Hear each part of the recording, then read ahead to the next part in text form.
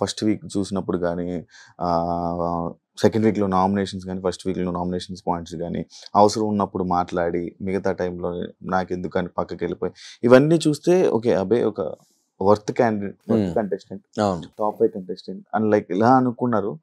But ఎక్కడో ఒక laziness కానీ లేకపోతే ఓవర్ కాన్ఫిడెన్స్ కానీ నేను ఉంటాను అని ఓవర్ కాన్ఫిడెన్స్ ఎక్కువ అయిపోవడం వల్ల ఇలాంటి ఇబ్బందులు వచ్చాయన్నారు. అంటే లైక్ ఏమైనా ఓవర్ కాన్ఫిడెన్స్ ఉందా మీకు టాప్ 5 వరకు? నిజంగా నాకు అట్లేం లేకుండా బ్రో. నేను ఏమనుకున్నా అంటే నేను ఏం టార్గెట్ పెట్టుకున్నా అంటే 5 వీక్స్ అట్లే అనుకున్నా.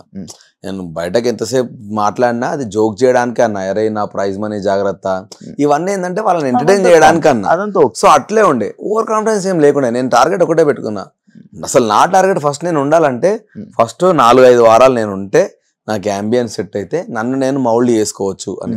నిజంగా నేను 105 రోజులు వాళ్ళు ఉండగలుగుతా అన్న ధైర్యం నాకు లేకుండే. మొండిగా ఏదో మాట్లాడినా కానీ వెళ్ళిన తర్వాత నేను ఉండగలుగుతానా, అసలు ఈ అంబియన్స్ ఏంది, నాకు ఛాయ్ దొరకట్లేదు, నాకు మంచి ఫుడ్ దొరకట్లేదు, చేతిలో ఫోన్ లేదు, ఇది నాకు ఎప్పుడు ఉండే బ్రో.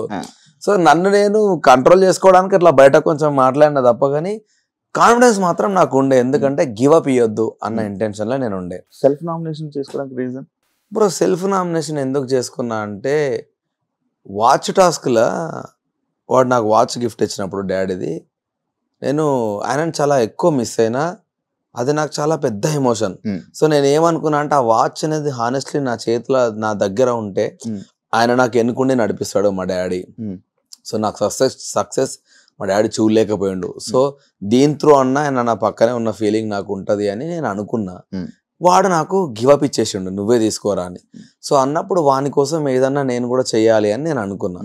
సో అనుకున్నప్పుడు నా ఇంటెన్షన్ ఏముండే అంటే ఏదో ఒకటి చేయాలనుకున్నప్పుడు వాడిని అడిగిన, అరే నామినేషన్ అనగానే అరే మన దీన్ని ఏమంటారు, నీకు ఒకవేళ నామినేట్ అయితే నీకు బయటకు వస్తా అన్న ధైర్యం ఉందా అని అడిగిన వాని క్వశ్చన్. నాకు లేదు మామ, నీకుందా అని అన్నాడు. నాకు కూడా లేదురా అన్న.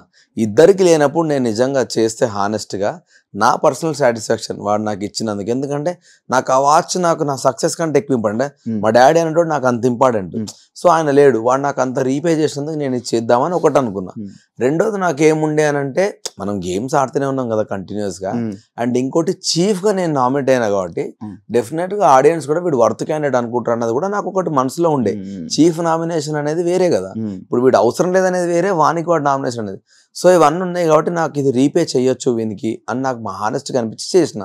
అన్ఫార్చునేట్లీ ఏం జరిగిందంటే ఈ 3-4 రోజులల్లా గేమ్ కూడా నాకు రివర్స్ ఎఫెక్ట్ కొట్టింది. అది నేను ఎక్స్పెక్ట్ చేయలేదు.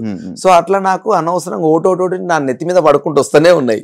సో అన్ని కలగలిపి ఒక పెద్ద అదైంది. ఆ నామినేషన్ ఉన్నప్పుడు కూడా అనడం జరిగింది కదా, నేను ఎలా అయినా వస్తాను బయటికి కావాలని. ఎందుకంటే నాకు వాని దగ్గరికి వెళ్ళి సింపథెటిక్ వెళ్ళి, మామ నువ్వు నాకు నా వాచ్ గిఫ్ట్ ఇచ్చిన మా డాడీది, అది నాకు అన్నిటికంటే చాలా ఎక్కువ వర్త్, దాని ప్రైజ్లెస్ అది. సో దానికోసం నేను నామినేట్ అవ్వాలనుకుంటున్నాను. నేను అనుంటే ప్రామిస్గా చెప్తున్నా నిఖిల్ అనేటోడు యాక్సెప్ట్ చేయడు. అట్లెట్లా చేస్తావరా, వద్దు దానికి దీనికి చేయడం ఎందుకు, అవసరం లేదు, నేను వెళ్ళిపోతా అనేటోడు నన్ను కన్విన్స్ చేసి. సో నాకు అది కూడా వాడికి తెలుసు కాబట్టి అది చెప్పకుండా కొంచెం ఓవర్గా మాట్లాడదాం అనుకున్నా. సో దట్ ఏంటంటే వాడు అడగడిగా నన్ను ఎందుకు చేసినవరా అని. అందుకే బయటకు వచ్చి కూడా సోనియా అడిగింది, అంత ఓవర్గా ఎందుకు చెప్పినవరా అంటే, లేదు నా ఇంటెన్షన్ ఇది సోనియా, కానీ నేను మనకు చెప్పదలుచుకోలేదు. ఎందుకంటే ఏదో ఎమోషనల్ బ్యాగేజ్ క్రియేట్ చేసినట్టు ఉంటుంది, నాకు అది నచ్చదు. ఏదైతే అది అయింది, నేనైతే హానెస్ట్గానే చేసిన, దేనికైనా నేను రెడీ ఉన్నా, నాకు వర్త్గా నాకు ఏదైనా చేయాలనిపించింది అని అన్నా.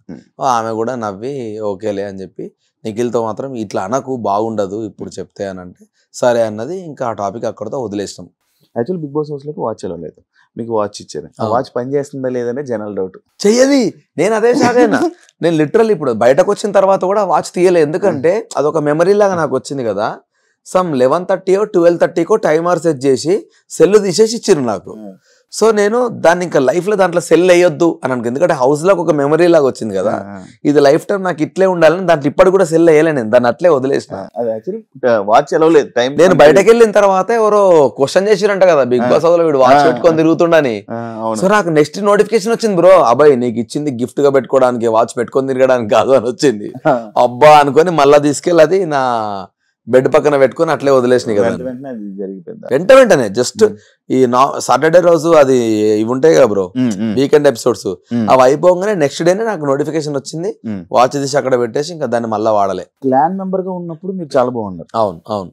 కానీ చీఫ్ అయ్యాక లైక్ ఎలా అంటే ఓవర్ రూలింగ్ అని కానీ ఉమ్. అందరికి చెప్పడం, మీరేం చేయకుండా అందరికి చెప్పడం, అలాంటివి జరగడం వల్ల ఒక ఎఫెక్ట్ అయ్యింది అని అయింది. అయితే అది నేనే బ్లేమ్ తీసుకుంటా. ఎందుకు తెలుసా, కంటెస్టెంట్గా ఉన్నప్పుడు నేను అన్ని టాస్క్లలో ఉరికిన. నేను చీఫ్ ఉన్నప్పుడు కూడా నేను ఉరికినా అనుకో, ఈ నా కొడుకు మొత్తం వీడే ఆడుతుండ అన్న ఫీలింగ్ వస్తుంది. అప్పటికే చాలా సార్లు కొందరు అన్నారు అన్ని ఫిజికల్ టాస్క్లలో వీడు ఆడుతుండు అని. నేనేమనుకున్నాను, చీఫ్ అనేది రెస్పాన్సిబిలిటీగా తీసుకొని మనం బ్యాక్ ఉండి వాళ్ళని నడిపిద్దాము, అది కూడా ఒక గేమే కదా అని నేను అనుకున్నా. సో అందుకే నేను చాలా ఎక్కువ వాళ్ళకి చెప్పడము, నేను బ్యాక్ ఎండ్ ఉండడం చేసిన అన్నట్టు. అట్లా ఎంజాయ్ చేద్దాం చీఫ్ పొజిషన్ ని. ఇలా కూడా మళ్ళీ నేనే ముందు పోయి ఆడితే అది కూడా ఒక ఇబ్బంది అవుతుంది, అన్ని నువ్వే ఆడుతున్నావు అంటారని వెనక్కుందాం అనుకున్నా. అది కొంచెం బ్యాక్ ఫైర్ అయింది. బిగ్ బాస్ ని బయాస్డ్ అన్నారు కదా, అదొక చాలా పెద్ద మాట. అవును అవును అవును. స్టిల్ ఆ మాట మీద మీరు ఉంటారా? యా, అంటే బయాస్డ్ అన్న మాట మీద ఉంటావా అంటే, నాకు దానికి జరిగిన కాన్సిక్వెన్సెస్ గురించి నేను మాట్లాడతా. నాకు నచ్చనివి ఏంటి అంటే, ఫస్ట్ క్వశ్చన్, చీఫ్ అనేది చాలా గొప్ప పొజిషన్ అయినప్పుడు నామినేషన్ అనేది ఇంకో రకం. నామినేషన్ అంటే he is unfit for the house. Chief ఎట్లా అన్ఫిట్ ఫర్ ద హౌస్ అవుతాడు? నా పాయింట్ ఏంటంటే, అట్లీస్ట్ చీఫ్లో ఒక్కడికే లైఫ్ లైన్ ఇస్తా, ఇంకొకడు నామినేషన్లో నిల్చోవాలరా అంటే అప్పుడు హౌస్ మేట్స్ అందరు నాకు వేస్తే తీసుకుంటాను, నేను యాక్సెప్టెడ్. కానీ చీఫే గొప్ప పొజిషన్ అన్న మీరే chief unfit for the house అని చీఫ్తో ఎట్లా చెప్పిస్తారు? సో నాకు అది నచ్చలేదు. రెండోది, గేమ్ రూల్స్ కొన్నిసార్లు మనం ఫ్లిప్ అవుతున్నప్పుడు big boss has all the rights to ఇది రాంగ్, ఇది కరెక్ట్ వెళ్తుందని చెప్పే రైట్స్ ఆయనకు ఉన్నప్పుడు నేను ఇంకా ఆయననే క్వశ్చన్ చేయాలి. అది ఫుడ్ గురించి టాస్క్ జరుగుతున్నప్పుడు. సో అయినా అంత మొత్తుకున్నా కూడా నాకు ఆన్సర్స్ రాకపోగా ఒకటే పాయింట్, నేను ఫౌల్ గేమ్ ఆడినా అని చెప్తున్నారు. యాక్చువల్గా ఫౌల్ అన్న పదమే లేదు బ్రో దాంట్లో. సింపుల్గా ఏంటంటే, నువ్వు లైన్ దాటితే లోపలికి తీసుకెళ్లి సంచాలకు ఆడిపియాలి అన్నారు, అంతే. అది ఫౌలా నాట్ ఫౌలా అనేది సంచాలకు ముందే డిసైడ్ చేస్తే ఓకే. గేమ్ ఆడుతున్నప్పుడు మధ్యలో చెప్పకూడదు. అన్ని సంచాలకులు అట్లే అవుతున్నాయి. నువ్వు మధ్యలో రూల్ మారుస్తా అంటే పాస్ పెట్టి ఇప్పటి నుంచి ఈ రూల్స్ అప్లికబుల్ అవుతాయి, ఆడతాడండి లేకపోతే అవుట్ అని చెప్పారు సంచాలకులు అందరూ. మధ్యలో చెప్పకూడదు. సో దాన్ని ఒక్కరిని పాయింట్అవుట్ చేసినప్పుడు, నేను బయటకు వెళ్ళినప్పుడు ఫౌల్ గేమ్ అయినప్పుడు బయటకున్న నా బెలూన్స్ కొడితే కూడా నిఖిల్ది కూడా ఫౌల్ గేమే కదా అన్నది నా పాయింట్. ఇన్ని జరుగుతున్నా వన్ సైడ్ ఎందుకు తీసుకుంటున్నారు మీరు? మేము ఇంత ఫైట్ చేస్తున్నాం ఫుడ్ గురించి, సో ఎందుకు నాకు సపోర్ట్ దొరకట్లేదు అన్నది ఇంకోటి ఫీల్ అయినా. అక్కడ ఏంటంటే, హౌస్లో ఇది జరిగినప్పుడు, ఇదంతా జరుగుతుంది, ఒక సంచాలకుని పెట్టినప్పుడు ఆయన డిసిషన్ని జనాలు చూసి జనాలు యాక్చువల్లీ క్వశ్చన్ చేస్తారు. అయితే ఏం తెలుసా, సోనియా సంచాలక్ కానప్పుడు ఏ సంచాలక్ డెసిషన్ కూడా యాక్సెప్ట్ చేయలే ఆమె. అస్సలే ఎవ్వరికి లేదు. నేను కూడా ఆమెకి వినొద్దని ఫిక్స్ అయిపోయినా. ఇప్పుడు నువ్వు చేసేది నేను చేస్తే నీకు తెలుస్తుంది ఆ పెయిన్ అన్న ఉంటే ఇంటెన్షన్ లా, నువ్వు ఎంత నేను నీ మాట అయినా అని ఫిక్స్ అయిపోయినా.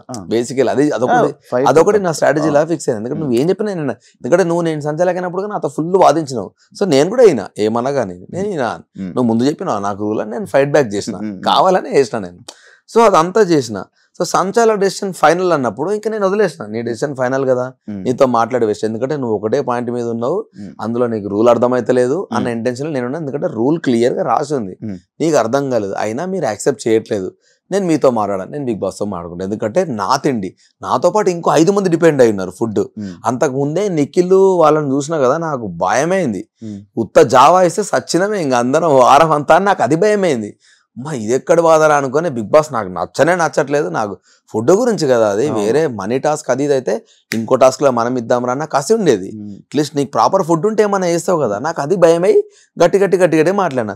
సో అన్ని ఓదానని కోట్ అయింది. ఇదైన తర్వాత ఎగ్ టాస్క్ స్టార్ట్ అయింది. ఎగ్ టాస్క్లో ఫస్ట్ 3 ప్లేసులు వాళ్ళు గెలిచినాక మా టీంలోకి వెళ్ళి ఒకరిని తీసేసే ఆప్షన్ వాళ్ళకి ఇచ్చారు. ఇచ్చినప్పుడు వాళ్ళు ఎంత గలీజ్గా ఆడిరంటే, నాకు ఆల్రెడీ దెబ్బలు తాకి నేను పక్కన కూర్చున్నా.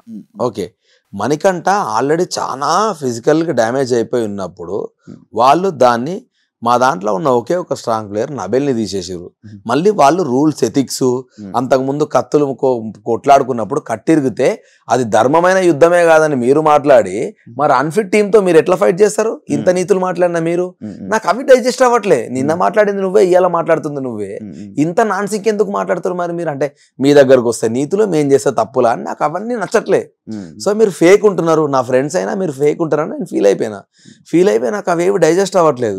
నబెల్ని తీసేసారు. సరే పోనీ అమ్మ, వాళ్ళు ఇట్లా ఆడుతున్నారా గేమ్ అనుకున్న తర్వాత నెక్స్ట్ మేము హైయెస్ట్ అయినాం. మేమేమనుకున్నాం, మనకు కూడా ఛాన్స్ దొరుకుతుంది, మనం హైయెస్ట్ అయినాం కదా, మనం పృథ్వీని తీసేద్దాం. ఫస్ట్ వాడు చాలా ఘోరంగా వైలెంట్గా ఆడుతున్నాడు, వాడిని తీసేసి అట్లీస్ట్ కొంచెమన్నా సేఫ్గా ఆడుకోవచ్చు గేమ్ అనుకొని మా ప్లాన్. నెక్స్ట్ డే మాకు ఆఫర్ ఇవ్వలేదు. ఉమ్, నేను మళ్ళా ఫీల్ అయినా. Hmm. 3 నా దిక్కే జరిగినాయి. Hmm. ఒక చీఫ్ అంటే నాకైనా ఎవరికైనా చీఫ్ అన్న పదానికి వాళ్ళు చెప్పిన అర్థానికి నాకు అది నచ్చలేదు. Hmm. మీరే ఎట్లా నామినేట్ చేసుకున్నారు. సో రెండోది ఈ బెలూన్స్ దగ్గర నేను ఫీల్ అయినా, Hmm. ఆ రూల్ అయినా నాకు చెప్తే బాగుండు అని. మూడోది ఇది. So Right. 3 నా మీద పడ్డాయి, 3 నాకు అగెనెస్ట్ అయినాయి. ఉమ్, దానివల్ల నేను ఆ మాట అనాల్సి వచ్చింది, ఆ, నా సైడ్ పోతలేదు అని. ఉమ్, సో ఆ బయాస్ అనే కంటే ముందు కూడా మేము అందరం బిగ్ బాస్ చాలా అన్ఫేర్ అవుతుంది, మనకు అగెనెస్ట్ గా పోతుంది అని మేము అందరం మాట్లాడుకున్నాం. ఉమ్, ఉమ్, సో ఆ కాంటెక్స్ట్ లో ఈ బయాస్డ్ అనే పదం నాకు అసలు బయాస్డ్ అనే పదం ముందు నుంచి వాడకపోయాడు. నేను ఉమ్, ఈ గేమ్ లో ప్రతి ఒక్కడు నువ్వు బయాస్డ్ ఉన్నావు, నువ్వు బయాస్డ్ ఉన్నావు, నువ్వు బయాస్డ్ ఉన్నావు, ఈ పదం ఆడనే ఎక్కువ నేను అవును, కరెక్ట్ గా చెప్పాలంటే. అవును. సో ఆ పదం ఆటోమేటిక్ వచ్చేసింది నాకు. contestant లకు bias ఉన్న bias ఎగ్జాక్ట్లీ అట్లా నాకు అది వచ్చేసింది ఆటోమేటిక్ గా. bias. అట్లా నేను ఇంకా బయాస్డ్ అనిపిస్తుంది నాకు, నీ డెసిషన్స్ అన్ని ఆ, ఒక సైడ్ అయిపోతున్నాయి అనేది నా పెయిన్ ఉండే. ఆ.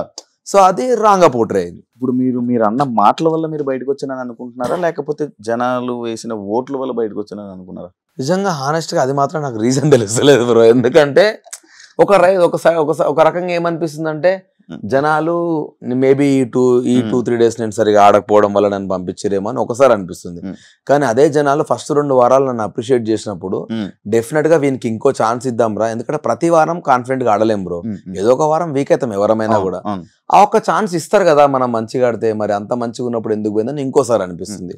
సో వాట్ ఎవర్, ఒకవేళ అన్ఫేర్ అయితే డెఫినెట్ గా మళ్ళీ పిలుస్తారు, ఫెయిర్ అయితే ఇంకా దట్స్ ఇట్, అయిపోయింది. నాకు ఒక మంచి జర్నీ అయితే దొరికింది బిగ్ బాస్ నుంచి. ఐఎమ్